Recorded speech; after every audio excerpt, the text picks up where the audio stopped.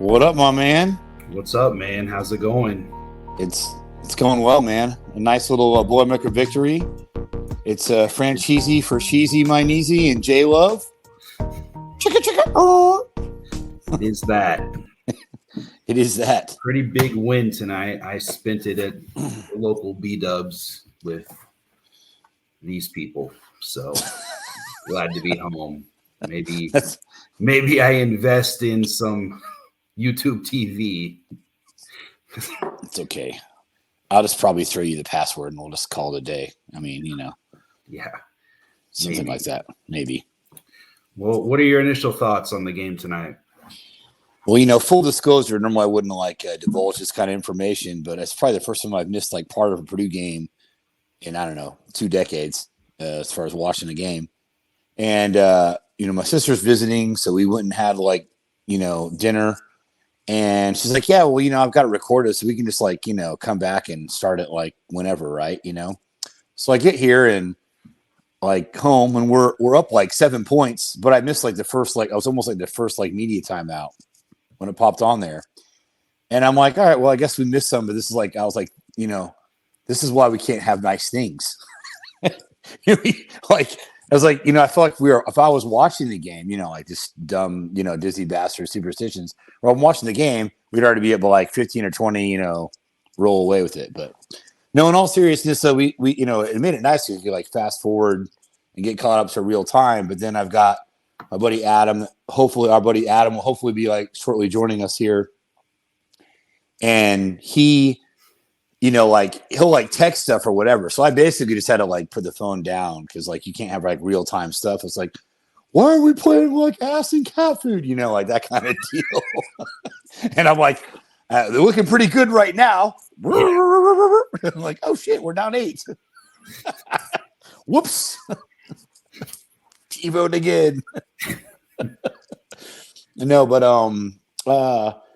my initial thoughts are as I kind of got it in the game flow, so it won't normally be like this, but my initial thoughts are you and I actually had already talked about this. You and I were really not surprised that the game would be closer than the experts would think. No. In my opinion, probably more than my opinion, your opinion, I'm sure too. Minnesota legit has 3 NBA players on their team. I mean, 2 or 3. I mean, maybe it's possible more down the road, but they're way better than they're given credit for, and they're really from a analytical betting standpoint, they're actually a covering machine. I think actually the number 1 covering team in the country. I mean, unrelated to what we're talking about. 14.5 was the spread, if I'm not mistaken. Did you?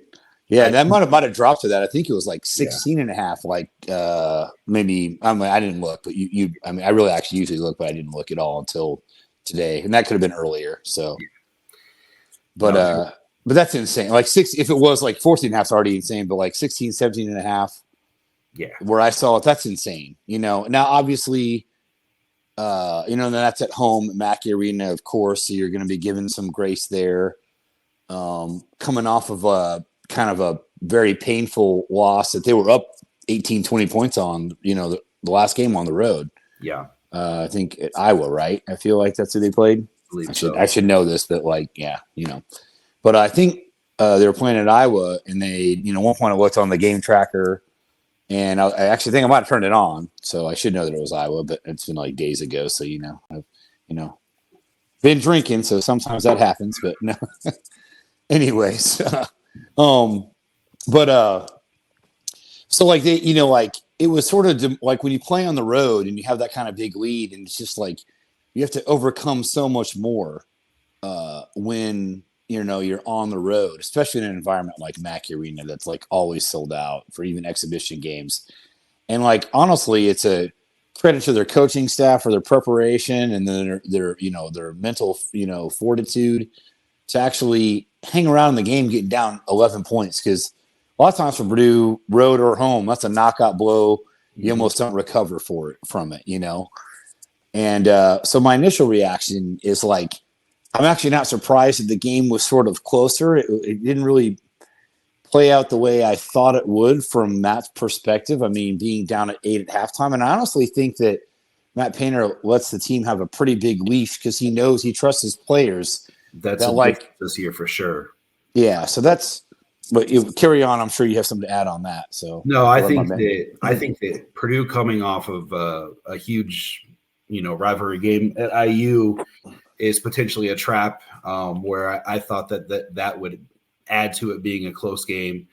I was really impressed with Minnesota. I know that their record, they now have a 6-7 record in the Big Ten, but that's not indicative of the kind of team they are. You're absolutely right. They have 3 pros on the team. I don't think I've sat and watched Garcia an entire game, but I was blown away. He's polished. Yeah, he's a legit 6'11". He can handle. He has range. Matchup nightmare. College matchup nightmare. He made some plays for teammates in the paint. I think that he is special. I liked Payne. He is. You could tell he was ready to play this game. Didn't have the best numbers in the world, but he was ready to play this game. I mean, that's the other thing with Purdue. I think that the encouraging thing with Purdue is every team that they play now, they have a huge target on their back, and they've responded. Absolutely. I think that this time last year with, Braden and Lawyer being freshmen, you started to see a wall and a decline. And I think this is the kind of game that, even if they were favored by this, I think they lose the game, actually. Exactly. I mean, to be honest with you. Yeah. So I think that some of these struggles, I find myself when I'm watching the game encouraged to see how well they continue to respond. I have some pick and nits with some of the role players, but I think First today showed up in the first half, especially. That was encouraging to see. He played like a 4-star player that he was, Mr. Basketball. And I'm not going to bring my daughter into this too much, but I think that what I noticed with him is a lot of the things I see with a lot of frontline players or people that that play on the front line. It's very apparent when you're watching the game with shooters, ball handlers, to see if they have the yips or they've lost confidence. It's not as apparent always with bigs, but what I see is overthinking box outs where you're turning your back to the rim when the ball's in the air. When you're overboxing out and you're causing yourself not to be able to pursue the ball. I see some of that. I see him second guessing, especially on defensive assignments, whether they're playing drop coverage or they're hedging. Like I see a lot of those things where it's just a step slow. Like you lose. Those are the drop offs with Edey. But what I am encouraged with First is that he's getting those minutes and he's really getting after it. The effort's there. It's just some of the things he's a step behind. And I would say the same thing with Gillis. That to me coming into the season was one of the biggest things. Is him coming off the bench should be huge. But I feel like he's passing up shot. Like he's catching shots in rhythm and he's just passing up the shot. And miss or make, if you take those shots, it puts a ton of pressure on the defense. And I'd really like to see him start. I mean, he had a great game. I think he had like 14 points. Yeah. I think 4 for 8 from 3. Yeah. He could have easily had, 22, 23 points. He takes a couple shots. I will sort of counter that like a little bit, like and you've watched him play all year too, but like if you notice one thing that I feel like he does very well is like he actually can catch and then on the move and get like threes as opposed to more like put him in the, put baby in the corner. Nobody puts baby in the corner, put him in the corner, hits that 3 in rhythm. You put him on that wing to hit a 3 on baseline, that's done deal, automatic, but like, I feel like what Mason Gillis does this year is he passes up good shots to get great shots or great looks for maybe himself or other people. Now, I think he actually should be like 6th man of the year, maybe in college, but certainly in like big. But like if you look at like a guy for what he does, but I do agree with you. Like there was a couple times tonight, and some of these, a little bit of it like kind of creeps up. Like okay. Who's going to take that shot? Who's that like when Edey's out in foul trouble, which is what happened in the first half, Coffin Wren a little bit of foul. He's not in there. Like, and I think Painter very intentionally let them just kind of roll it, knowing that like he could put somebody in, but Purdue was up at that point, or it was a very close game. It was like a 5-point game. I think Purdue was like up like 5 or 6 at that point, and then it kind of went on a run where it went the other way. But it's like I think he's like, how is the team going to respond when you can't rely on Edey in a game, and you're playing at home, so you have all the environment of like everything's favorable for you to survive that, but the player's still going to play instinctively, right? Are you going to panic? Are you going to do this? And then what I saw, and this is one of the biggest differences from last year, I think Braden Smith could make some of those shots last year, but he didn't have the confidence to like, I need to make these shots to make my team better. Yeah. And you do a drop coverage on him now, he'll get around the curl, whatever, bang it through. And you have to worry about a pick and roll, like a wheel to the basket, lob to Edey or whatever else now. So you got to pick your poison, And I think with him stepping up and getting that shot that's either a 3-point look or like 1 step inside the 3-point line, pull up jumper, it's like almost automatic now. Well, and you just can't cover all the things. You got to pick something, I think that one aspect of his game that's improved greatly is they call it the flow game, where you're really reading your person in pick and roll, and you're reading the help, and how quick a guard can make that decision and put pressure on the defense in the paint with their float game. Floater, it's huge, and it just opens everything up, and it lets them get a little deeper on the next penetration, or it opens up a mid-range jumper. Absolutely, it's a game changer. And then the other thing that at the 7-minute mark, I made a note of it in my head. First half or second half? Sorry. Second half. Okay, sorry. It was still, the game was still tight. Absolutely. Braden, I picked up his dribble in the corner, which we know last year was death. Bad things happen. Yeah. He looked. I think Gillis was on the far left wing, so it would have been a skip pass. And they were reading it. They were waiting on it. Yeah. He pivoted. He waited for Edey to seal in a nice, calm entry pass. Yeah. Under control. Right there is that's a huge swing to where it's growth.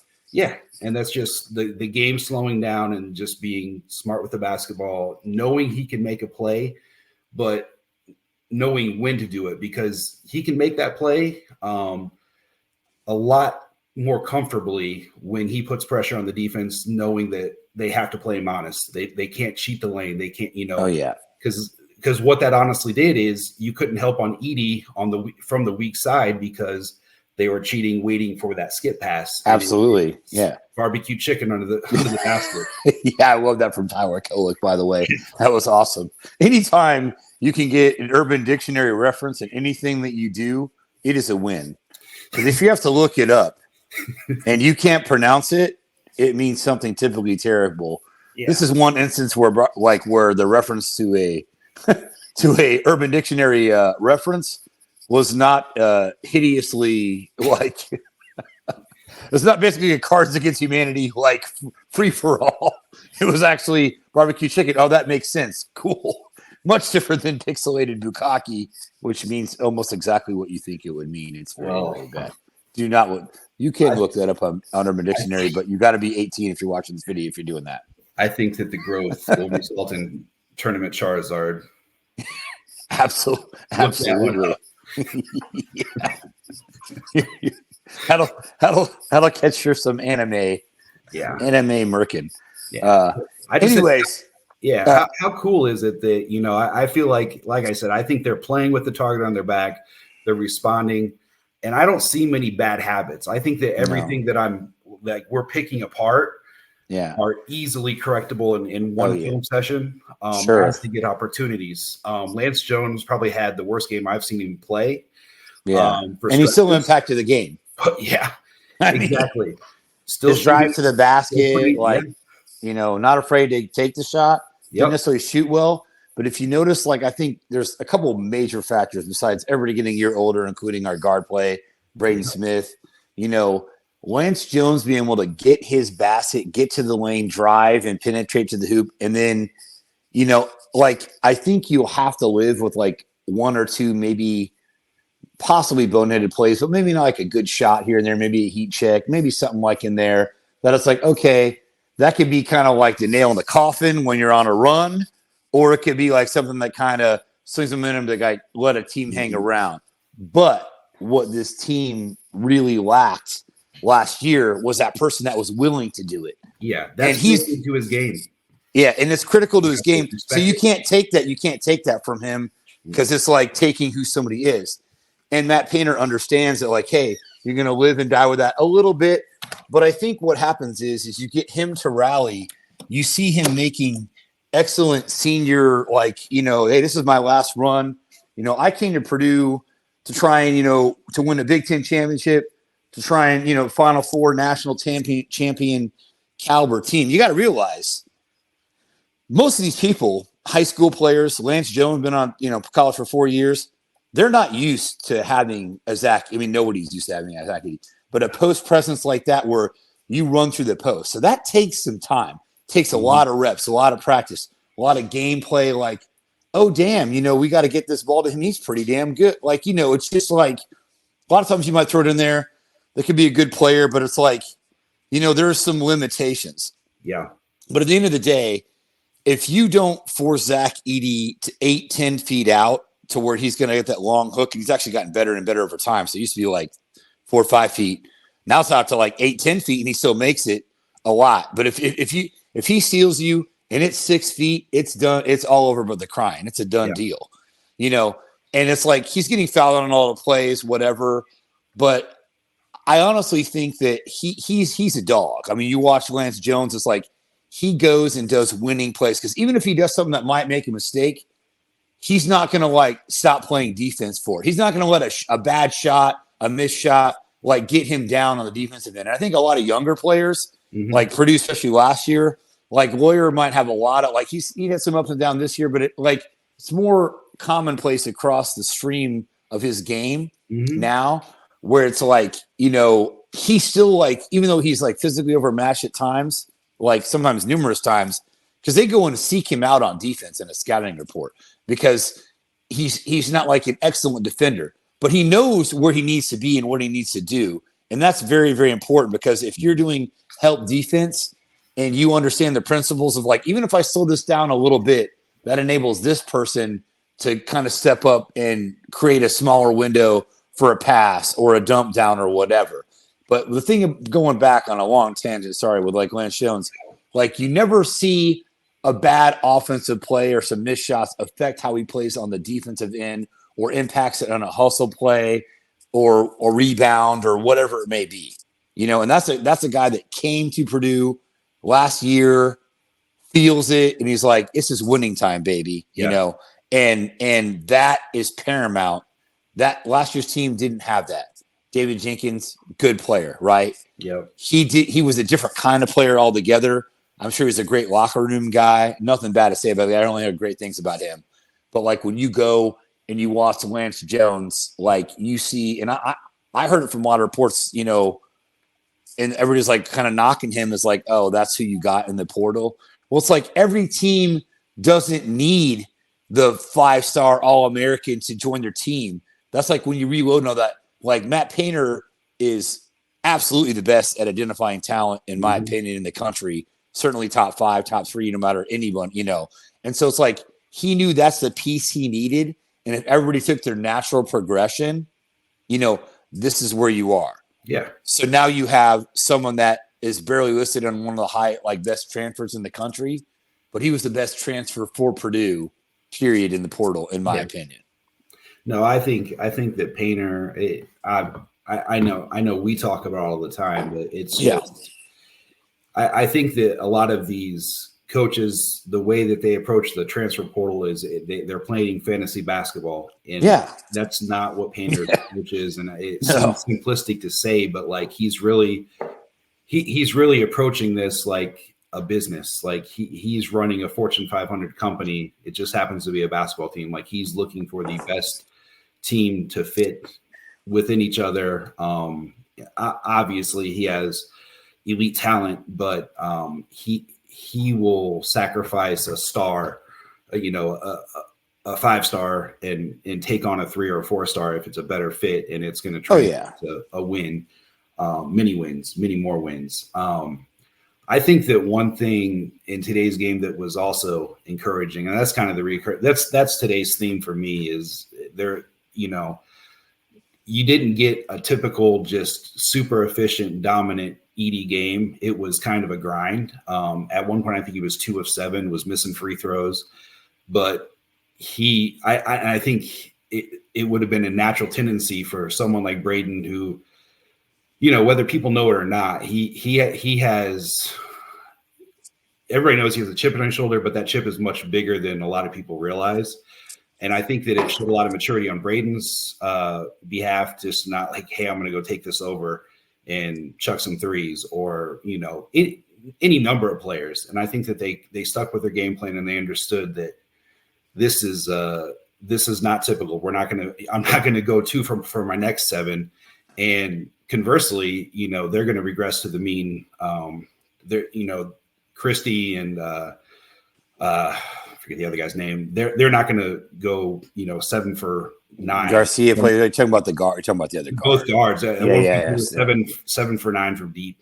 That's that it's going to average out on both ends, and I think that it showed a lot of maturity on a Thursday night and February to ride it out and stay the course and not try to press too much and not try to abandon the game plan. And I got to think the coaches love that. And those are things. Those are the incremental things that you build on that I think championship teams do, and it's really exciting to see. So you look at this team like Purdue / Minnesota. I can't say Purdue allows, but like I don't think they came out with the intensity they thought. Like I think, unfortunately, one of the great things about Mac Arena, it's like one of the best places to play in the country, hands down. They sell out exhibition games. It's nuts. There's very few places like it. I'm sure Allen Fieldhouse. I've heard of Cameron. I'm sure Rupp is crazy. Rupp is crazy. I mean, actually down here, like not far away, I've heard Auburn called it's, great hostile environments, right?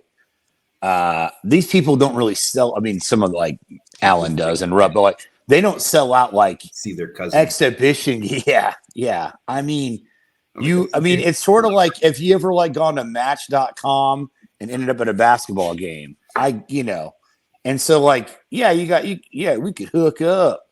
I did that on purpose. Did not put any, just in case kids are watching. You can figure it out.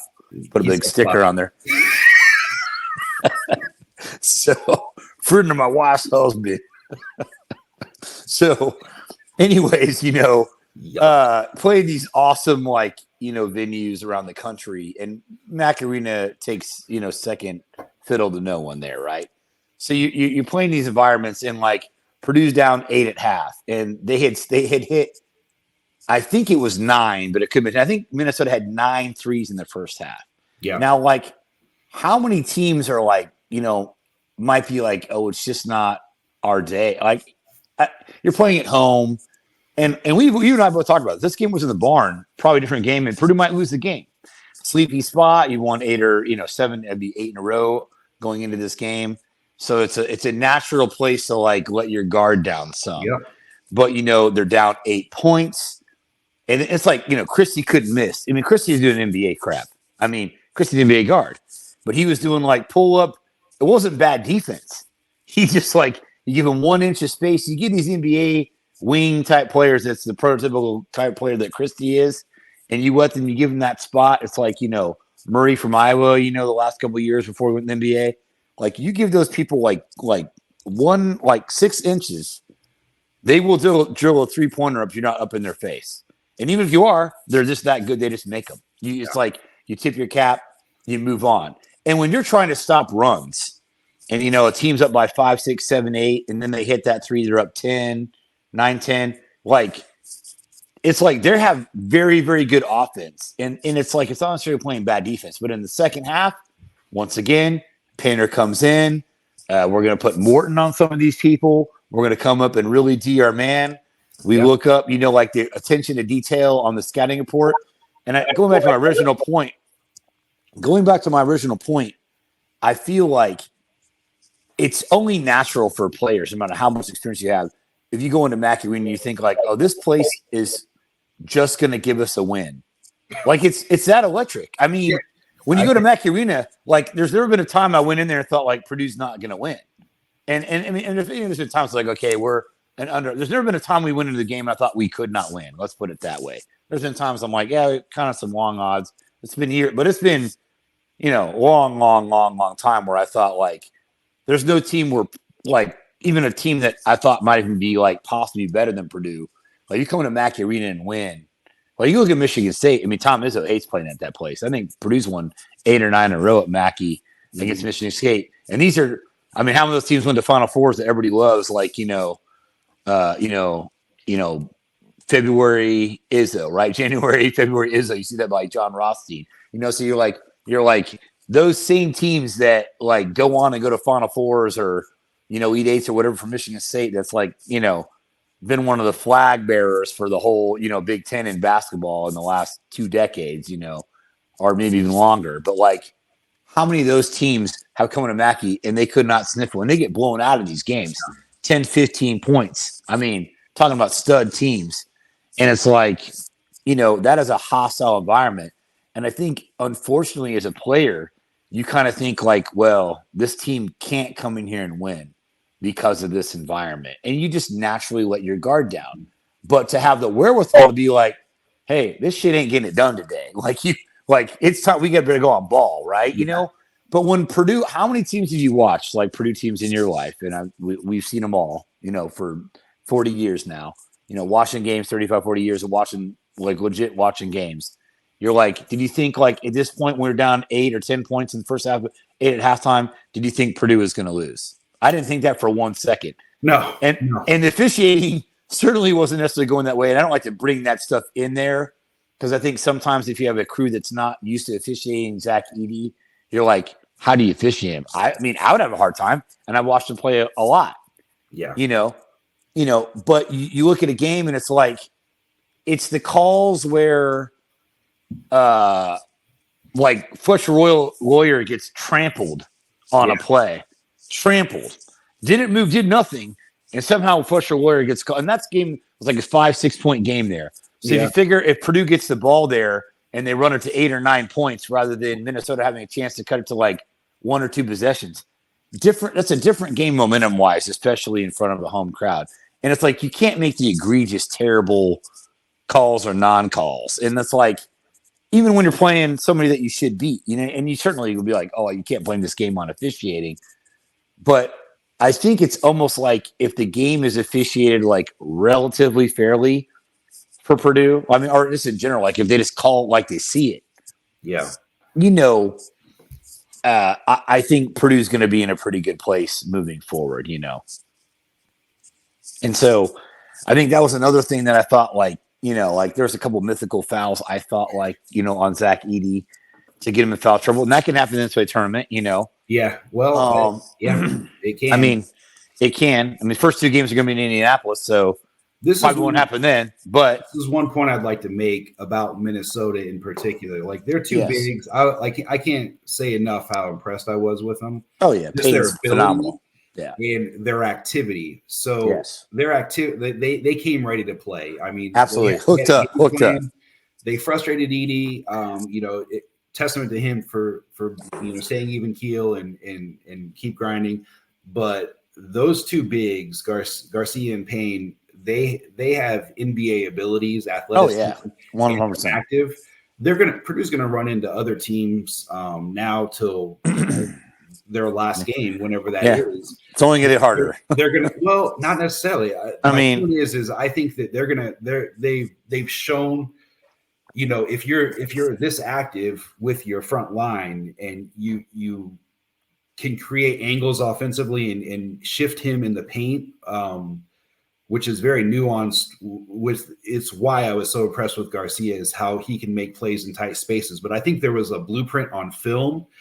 The thing about it is there aren't too many teams that are going to have their ability. They can be active, but their athletic ability and skill, it's going to be rare.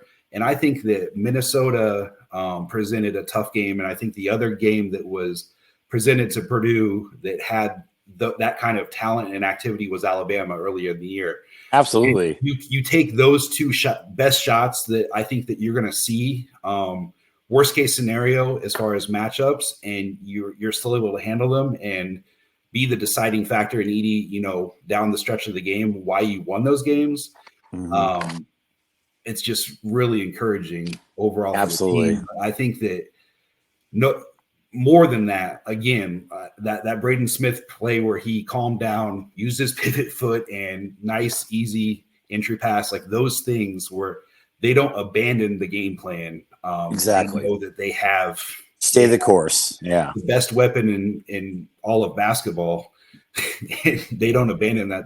It's very simple. Sometimes the game is very easy. Yeah. If you just stick to the plan. So I can't say enough how impressed I was. If I thought that there was at any point I doubted the game, the crowd was a little out of it because it wasn't a typical Edie game, and a lot of shots weren't falling. So I think that that's an interesting thing that the team overcame. Didn't play great defense. You don't have there's nothing to cheer for. Like you haven't not effort is that's Purdue crowd. Like even teams that have not been anywhere near as good as this. Like when you went to Mackey Arena, the defense lives here. Something like you're getting effort. And to be honest with you, they seemed a little lethargic and a half step behind in the first half from what I saw. And we, win, lose, or draw, right? You play Purdue, you expect toughness. Yeah.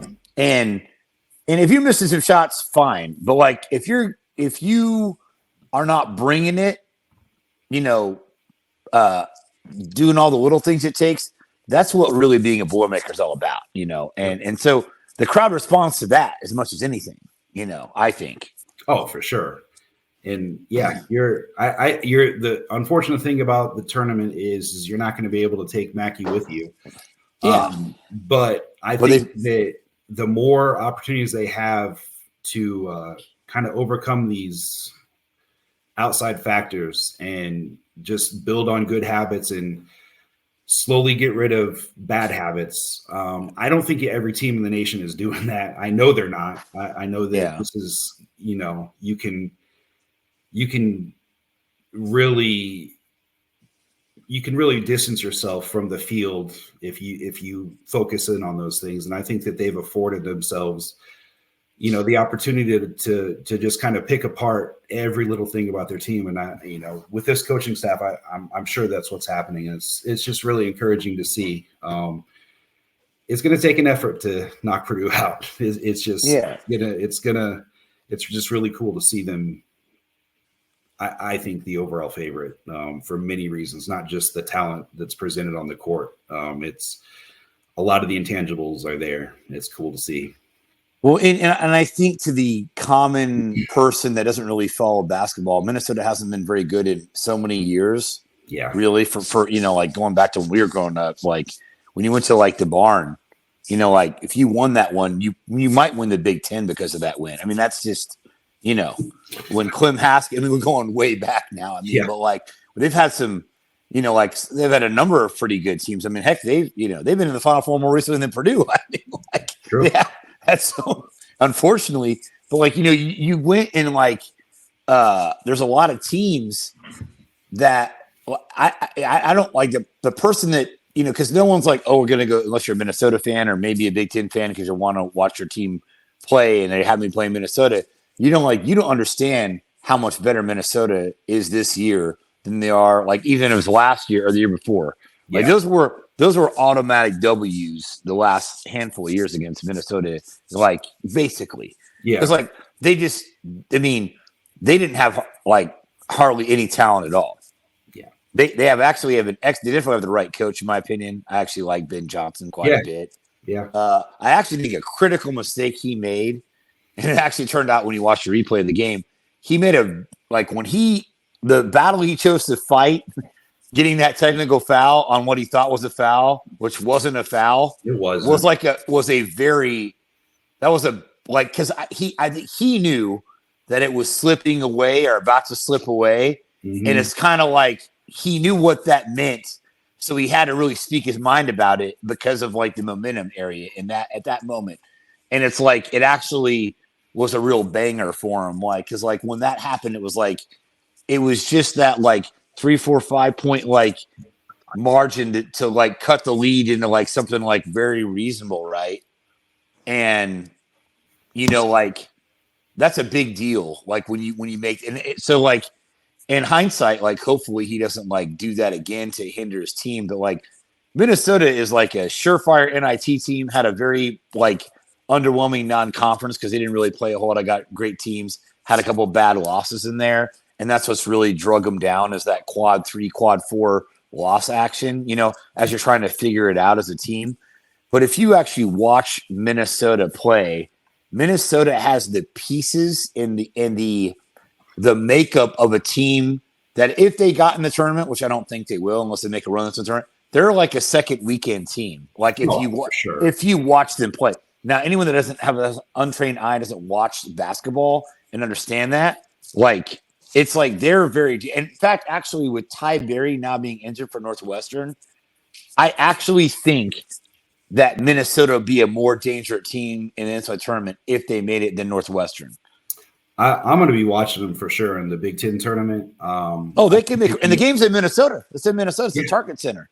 Yeah, that's big. They can get a couple rounds there, like easy. I'm blown away with what I saw from Garcia and the length of their guards is a problem as well. They're skilled, but they're long.